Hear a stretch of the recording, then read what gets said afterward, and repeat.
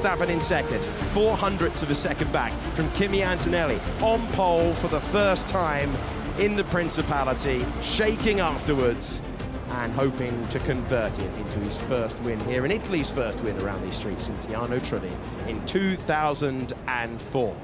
In the commentary box, good afternoon, I'm Alex Jakes. Next to me, Jolyon Palmer, but first of all we say hello to a two-time winner of this great race. DC, tell us how to do it. How do you win the Monaco Grand Prix? Well, qualifying at the front is definitely going to make your afternoon a lot easier. Ironically, my two wins didn't come from pole position. The one pole position I had, I managed to get put to the back because the car didn't start on the green flag lap. Hopefully we won't see any of that shenanigans here this afternoon, but getting to that first corner first is hugely important because you get your elbows out and control the race.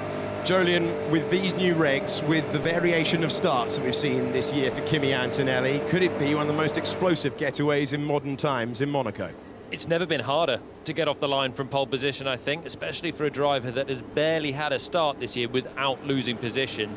It's the shortest run to the braking zone from pole position. It's curved as well, so it's even less distance for those on the inside. So Kimi's got to just keep basically half a car alongside Max and throw it in there.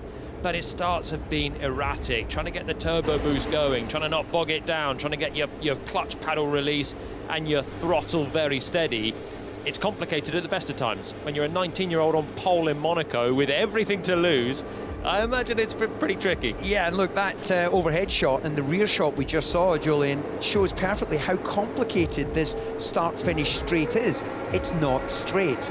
And that will mean that Lewis Hamilton in third is sort of disproportionately closer to Max Verstappen as well to try and sneak into the fight in a very fast-starting Ferrari.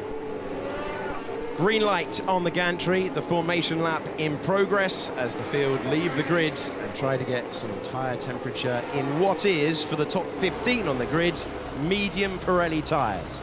We're expecting a one-stop to go from the medium to the soft today, and that will be the direction of travel. The shortest lap of the year, degradation not really a concern. Lewis Hamilton next to Charles Leclerc on the order, on the grid in front of us. Can he work with his teammate? Will they work together? Remember, that Ferrari started the year really, really strong. You've got the medium to the hard, you've got the soft to the hard as the one-stop strategy. And you've got a high thread, of course, with the walls of the safety car being deployed, but ultimately, the one thing that Jolyon, you said to me earlier this week, and it seems so obvious, but I want to reiterate to everyone, it's so easy to crash around here. Well, people kept asking you, what is the big challenge? I know, I get it, Monaco's great, but why is it so hard? And, let's just break it down. It's so narrow. You're driving Formula One cars. These things are incredibly quick. My lesson was you can crash on loads of different corners. Yeah, and I think the average speed last year on the Grand Prix was like 90 odd miles an hour. I think it was over 100 miles an hour in qualifying. So an average of over 90 miles an hour sums up the speed they're going, even if it looks tight and twisty. And it is a venue where everyone wants the win on their CV. You saw the banner for McLaren there in the tunnel. The team created by Bruce, established by Teddy Mayer, elevated into the McLaren team that we understand today by Ron Dennis, and in recent times the great Mark elevated back to the titles by Zach Brown and Andrea Stella. Congratulations to all at McLaren as they reach Grand Prix 1000.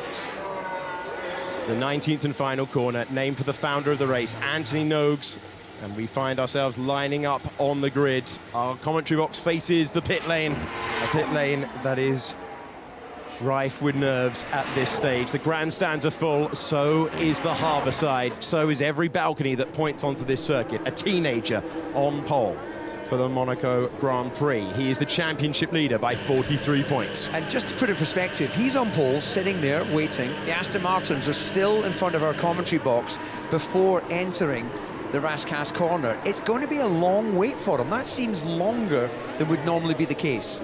Two more cars on the grid as well, so it is going to be a little bit longer. You can see him